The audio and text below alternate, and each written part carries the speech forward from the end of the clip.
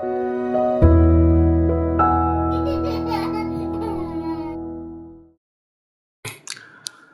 guys, back again with me, Austin from Avoid Heart. Today I'm going to share to you my experience on Hasbro's Star Wars The Black Series 6-inch line. Yeah, I know. K-2SO figure. Okay, it's not that I'm betraying my preference for the 3/4-inch line. It's still my if you have watched my previous video, then you know I do pay special attention to it, the 3/4-inch 4-inch line. But you know, looking at the progress on how Hasbro is doing right now, I keep an open mind to any kind of figure really, but I do hope that I'm okay to have more figures like this, right? But I hope they still continue and put more effort on the 3/4-inch line, Star Wars especially, Marvel as well, hopefully, G.I. Joe probably. Anyway, I do understand that they have to make money. Yeah, just a bit of a rant, okay? Anyway, in fact, I'm still waiting for them now, fingers crossed, to release the remaining cast of the Rogue One crew. You know, they've released these two, so at least, hopefully, they will release the main character in the team. Okay. In fact, the reason why I got this K-2SO K2 is because I just cannot wait for this 3/4-inch line. Of course, I can always customize the 5-point articulation one. Anyway, okay. Oh, by the way, this shotgun is not part of the actual figure. I'm sorry about that. Okay, I'll explain to you where I got this. Just want to show you that it fits him nicely. And let's take a look at the packaging. It's the current standard Black Series packaging, same with the 3/4-inch one, with the artwork and the name, window box, Star Wars Black Series, bit of bio at the back. Let me see, a reprogram. Yes, it's true. This K2 is not the only one, unique one in the Star Wars universe. It's now loyal to the Alliance. Blah blah blah blah blah blah blah blah blah. So you can blend perfectly. Okay. That's about it with the packaging. I like this kind of packaging because it is good. It is very easy to keep, and you can just put back your figure in there easily, flawlessly. Okay, so let's take a look at the figure. It's standing quite tall, actually, and okay, we'll have a closer look at him. All right. Let's take a look at his head first. Of course, I expect more from the 6-inch line because they have more room to create more details. Okay, so let's take a look at the head. It is painted rather nicely, I guess, quite tidy. Detailings on the head is there. Oops, sorry about that. His feet is quite tall, long. Okay, right, painted nicely, and a bit of weathering there. I think it is on purpose. On this side as well to show that he's quite an old droid. Oh, by the way, its neck is very thin. See that neck? Very thin. This is okay, I guess. Looks like a skull to me. Now the body again, solid.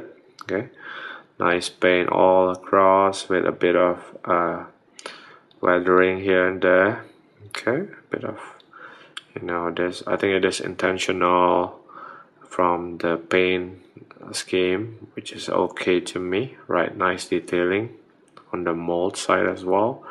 Imperial insignia, of course, because it is an Imperial droid reprogram on both sides, which is cool to me. There's a good detail as well, a bit of weathering detail. It's a bit rubbery on this side. It looks like a stormtrooper at the back.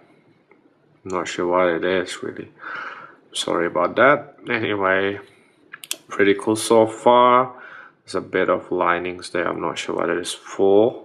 It is a rank maybe. The joint part here is translucent. See, I'm not sure if it is meant to be in the movie. I don't think so. The joint here is grayish. No finger detailings is there, which is cool, I guess. Okay. Alright, that's cool. Hands feel strawberry. A bit more detailings here and there. Okay, the sculpt on this side as well. See, very nice mold, very nice. I expect no less from the 6-inch line. I mean, it is supposed to be, right? They have more room to create more details, unlike the 3/4-inch line, which is smaller. So again, translucent part on the joint. Weathering, okay. Of course, it's not a heavy weathering, but that's always appreciated here and there. Okay. Again, translucent part on the joint, see, and down there. Alright, so far so good. Really liken or mimic the actual look of K-2SO in the movie. Now for the articulation, the head. Okay, up here it has its own ball joint. Okay, so you can do something like this. Okay, that's a good extension. Upward, side to side even, and rotation, of course, full rotation. So you have all the perks of the ball joint. But not only that, down there on the next, see, there's a ball joint also. So you can do something like this. Ooh, baby. Okay. Now, here you have a bit of a crunch, not much to the back, but to the front, not much as well. Okay, it's a bit more to the back, like that. See? Yes, there's a bit of a crunch. There's a ball joint also, see?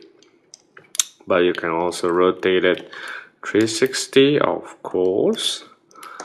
Alright, and then the arm here is actually on ball hinge joint. So let me see, where's the hinge. Okay, that's the hinge.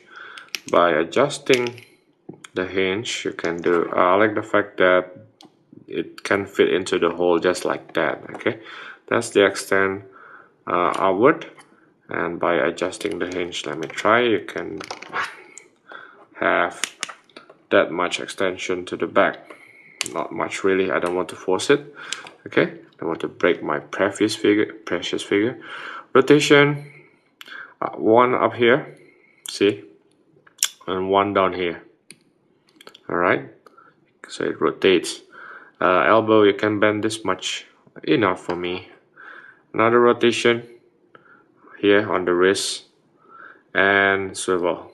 Okay, that's a swivel there and there, which is cool to me. Okay, it's a bit loose on this side, but it's okay. It is still fixable. Okay, joint problems are still fixable in a way. Now the legs, it is on ball joint. It's not very visible. It's there. Okay, so you can use all the capabilities of a ball joint.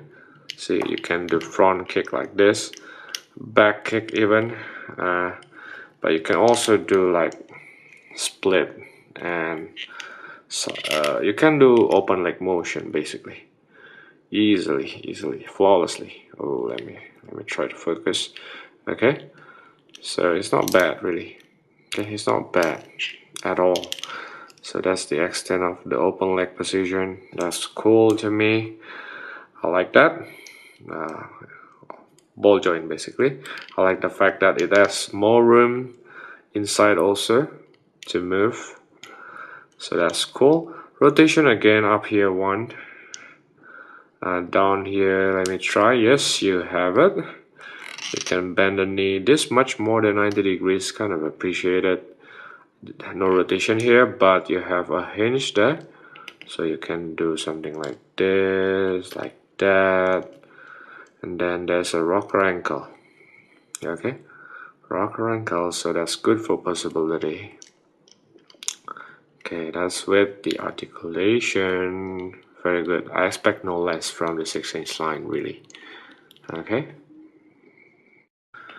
Okay, one thing though, because the legs are pretty thin compared to the proportion of the body, I find cases that sometimes this figure, when I pose him to in my display, it is not, it fell off easily. Okay, just stay overnight or any tremor like that, it fell off. But today not so, it's not so bad really. I think because of the proportion of the body, the weight distribution is not that good. Either way, it is still a solid figure. Sometimes I have that problem, sometimes I don't. I don't have that problem, so that's cool. And right, I'll just scale him up now. Okay, it's a very tall figure. Okay, let me try to straighten him up. Anyway, he's standing more than 6 inch here. Let me try. Yes, 7 inch tall. Around that, okay? That's what I got from my ruler. Anyway, he's very tall, of course, compared to the normal human character. I'll give you a bit of comparison here. See, it's not impossible, but you have to make do with his pose to create good balance on the center of the gravity. But it is there. Okay, so it's not that hard. Okay, this I have a 3A figure. This happened to be there. Now, if you're wondering, the shotgun that I gave to him in the beginning of the video belongs to this figure. Actually, it's a World War portable 3A grunt, jungle grunt, I think, and it just works to him. So I just put it in with him because he just have too many weapons already. So yeah, he's very tall. If you want to compare with the 3¼ inch figure, even the tall figure like this cannot be compared, of course. Not a good comparison. Let me see what I can have. This is the old Han Solo. They repackaged it again, and so okay, if we look at this Han Solo as an average tall for the 6-inch figure line of Star Wars, then you'll know that how tall he is. I think he's probably more than Chewbacca. Let me check again.